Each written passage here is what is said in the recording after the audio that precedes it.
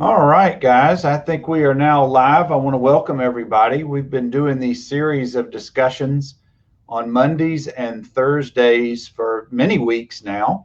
And what we're talking about is how different segments of society have been impacted by the pandemic. And so I want to thank you guys for spending that time with us on Mondays and Thursdays. And today we're talking about the retail industry. And we've got Michael G. Good to see you, Michael. Thank you for spending a few minutes with us. Well, thank you for having me on.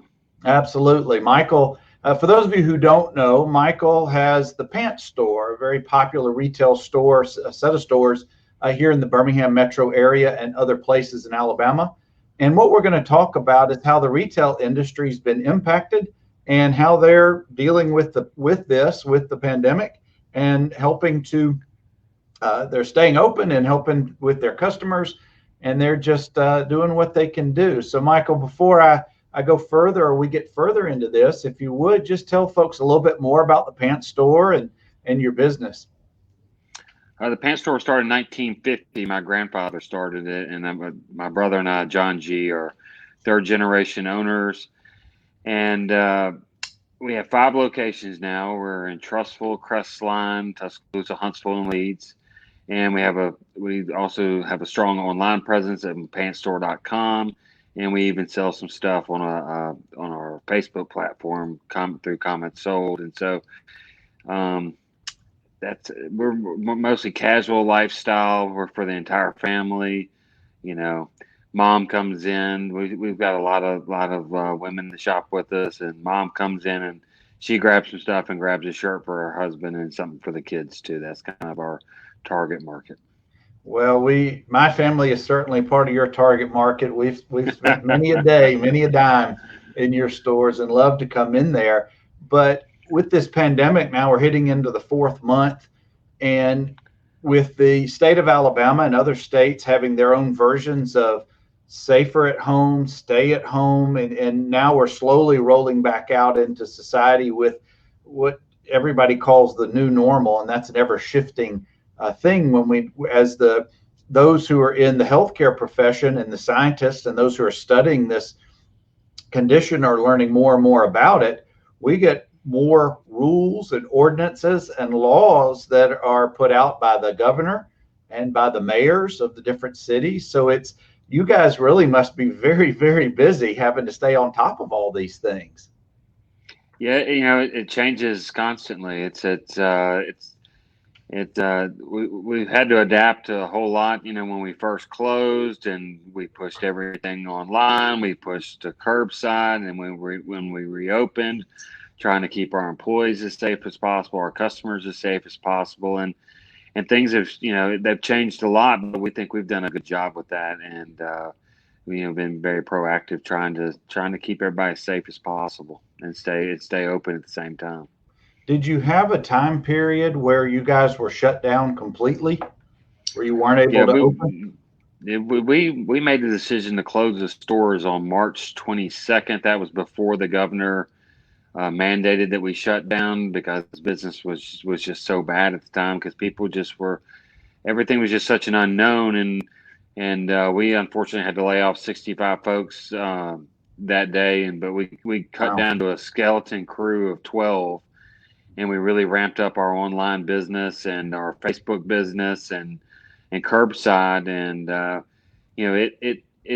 our sales skyrocketed online compared to normal, and that was nice. We were closed for a period of 5 weeks. We opened back up on May the 1st, and it really helped save us. I was worried at first. I was like, I can't believe I'm gonna have to move in with my mother again, but. It saved us, and it built a little nest egg of money. So when we did reopen, we had some money to go back out and start buying goods again. And that was the key really to making it through. That was our online sales and the curbside pickup. And when you say you've been open now since May 1st, you mean the physical doors, the brick and mortar? Yes. We allowed customers inside the store, and we put a lot of safety precautions in. first we did a deep cleansing on all the stores before we opened. We keep our doors open to have less contact on the front doors. We put arrows down to try and control the flow of customers. We have hand sanitizer readily available for our customers, for our employees. We don't mandate that our employees wear masks because we believe that's a personal decision, but most of our employees are wearing masks. And we have had another cleaning crew come in during this time and put down some chemicals that help. They stay there for a period of 3 months, and if someone contacts it, supposedly the bacteria or the virus dies on contact. So and we clean on the hour, every hour in every store, in the dressing rooms, because there's a lot. Let's face it. If you're in a clothing store, you're touching a whole lot of stuff. You're touching counters, dressing rooms, clothes, and we try and just keep it as clean as possible.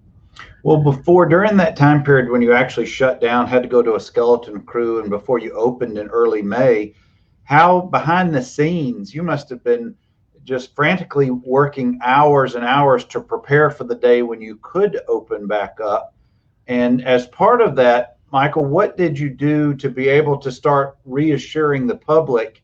Because everybody, when I sit at home, I'm sure like everybody else is, you're a little tentative, or maybe a lot tentative, about actually going back into retail spaces, restaurants, into society. Right. Well, we just tried to spread the word through we have an excellent social media audience, and we put it through Instagram and Facebook that we were reopening and the safety measures we were taking to help ease the public's anxiety about coming back in the store. It's weird, when I was during those 5 weeks, really pretty much all I did was go to work, and then I would go to the grocery store occasionally. And I think that's what most people probably were doing. And I was apprehensive in a grocery store, looking at everyone and are you keeping your social distancing? And I think everyone had gotten that down pat by the time we reopened, the 6 feet, the social distancing. So that helped when they came in the stores, that they understood that they should be away from everyone. And there's customers who have not come back in, or who are not comfortable, or who are older, and we completely understand that, and that's why we're still offering as much as we can online and still doing curbside pickup for those folks who are not comfortable. But we just tried to put the message out that we were trying to keep our stores and customers and employees as safe as possible. For the people who haven't visited one of the brick and mortar stores and they've only been online with your business, if they go into one of the stores, what are they going to see that's from a layout standpoint, a presentation standpoint, that may be different? I know you had mentioned all the deep scrub and cleaning. Right. You keep the doors open, but from what other, if anything else, might be different when you go into one of the stores? Well, like last week we had a 5-day sale, and that was a good sale for us. But fortunately and unfortunately, we're having to limit occupancy. And so last week in our Mountain Brook store, we had lines to get in the store, and it was all the way down the sidewalk, and they were social distancing while in line.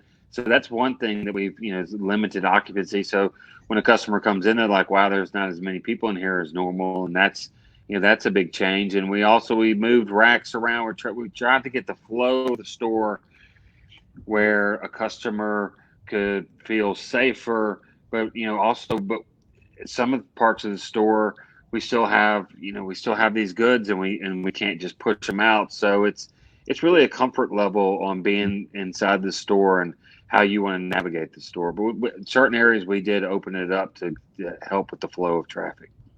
And much like the restaurant industry, I think you may have mentioned, do you guys have some type of a curbside service where maybe you've purchased something and you can just pull up to the curb literally, and an employee or somebody will come out and bring it to the car? Yes, because that's what we did for 5 weeks. People would order stuff, and if they didn't want it shipped, they didn't want it mailed, they wanted to get out, they just pull up to the store. We had tables outside. They call the store, we walk the bag out, place it on the table, and then we'd come back in and we'd lock the door. So that's what we did for 5 weeks, and we're still continuing to do that for folks who need stuff and don't want to come back in. I'm sure you're a member of retail associations and trade organizations, not only locally, but regionally, maybe even nationwide. And I'm sure there has got to be the concern that all business owners have. We're now heading into, if we're not already in a recession, we don't have a vaccine yet for this COVID-19 or coronavirus.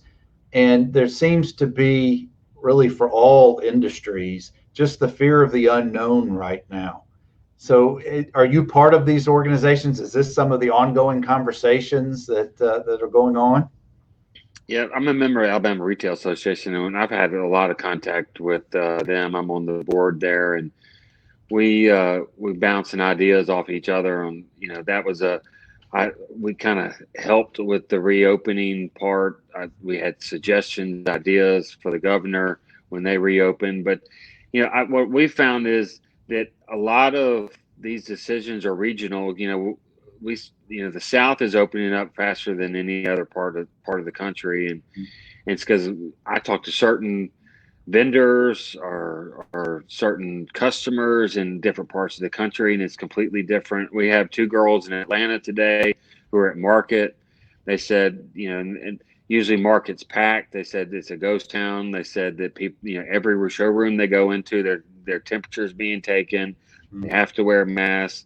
They're social distancing, and the market's a hands-on, touchy-feely. Let's feel this fabric, feel that, and it's different. And and we also are experiencing issues on shipments because all this obviously started in China, so they were off for a long time. They weren't manufacturing, and so we're gonna see some shortages probably in the fall of some goods that we ordered just won't ship, and so that could impact business. And it's everything like we discussed earlier. It's just changing so fast. You really don't know. But business is very good right now. People are spending money, and they're out and about. And it's a good sign, I think, for the economy. But you worry, is this going to continue on, and what's it going to be like this fall?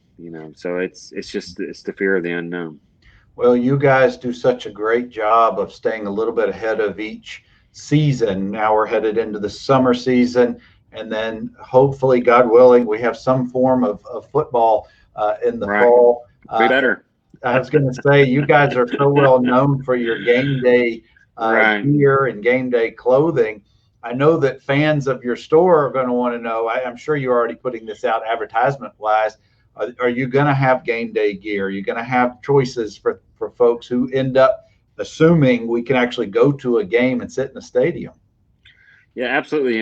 It's funny. That's game day is a big part of our big part of our fall. Ladies and men's, and we had this discussion of how much game day are we going to bring in because we had it on order. And we had this months back, and when were afraid because I do think we'll play football this fall, but we decided we had to have college. We had to have game day in because it's such a big part of our business that if we missed it and they were playing, that we'd be left out. And so we just took the risk and said, well, if they don't play this fall, they'll play next fall, and we'll just have to sit on it. But we're ready to go. The girls who are in Atlanta today, they sent pictures of crimson skirts and asking how many to buy. And I told them to buy it like normal. We have to assume that students are going to be in that stadium, and they're going to be cheering on their team. So we're playing it as if things are normal. Even though they aren't.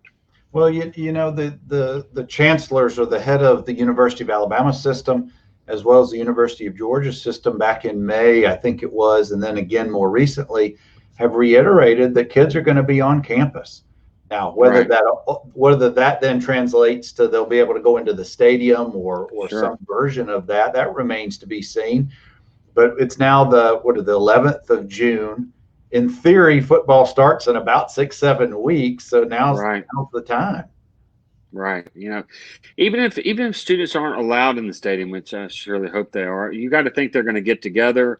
They're going to have watch parties. They're going to continue on, and so they'll throw on their Bama polo, and the girls will wear their game day gear. They look forward to dressing up and going to those games and doing all that. Then, I think that they're still, we still think that they would be shopping for game day, even if they're not in the stadium. Well, I just on a personal front, I don't see myself in the stadium anytime this fall, but I'll still come by Right. for game day gear. I Sure. can assure you of that. Guys, Sure. we're talking with Michael G. Runs the very popular pants store with several locations in mid-state or different parts of the state. I'm sorry.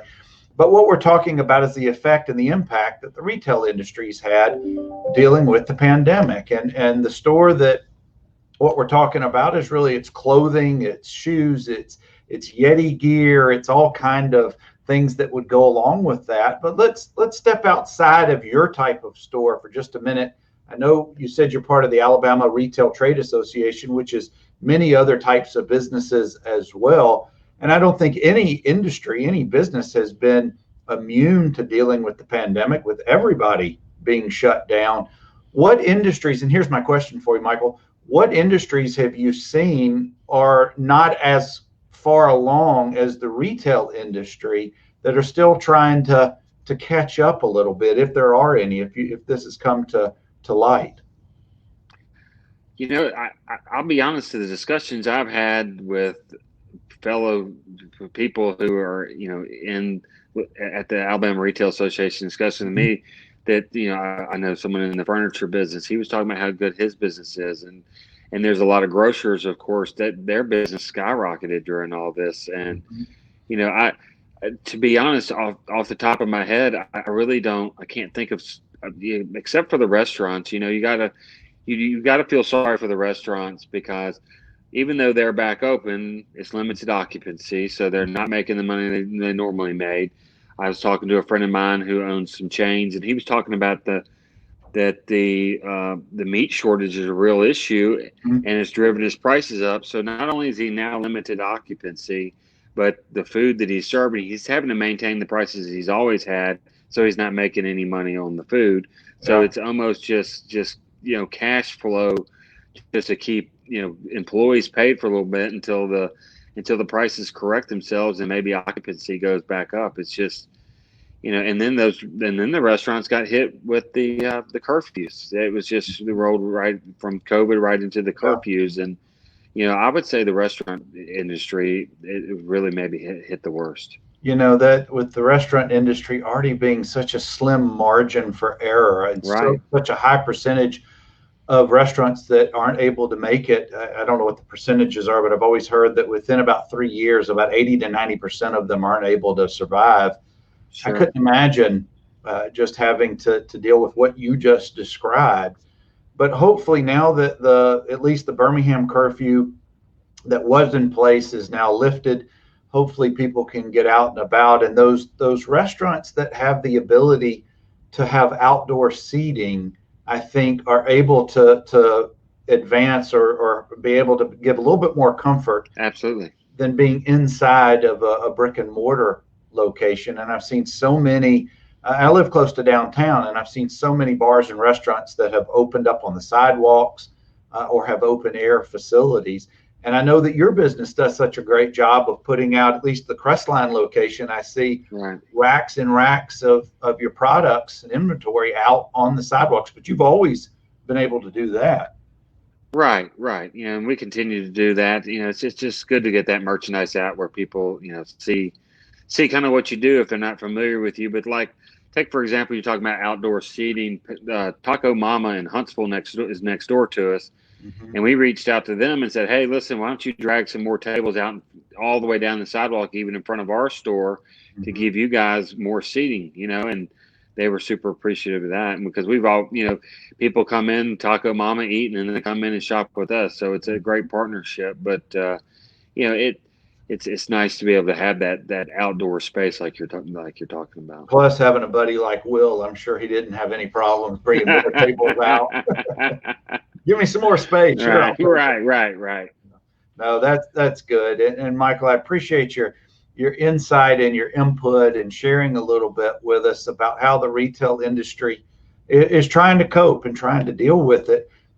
On a related note, I read maybe in Forbes, I can't remember the magazine, last month or a few weeks ago, that, and this is not necessarily on topic, but this may apply, in the baseball card and sports card industry, it's been booming for over 6 weeks now.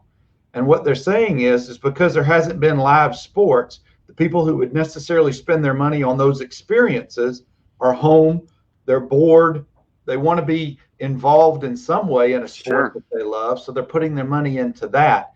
And you had mentioned that your online shopping had increased.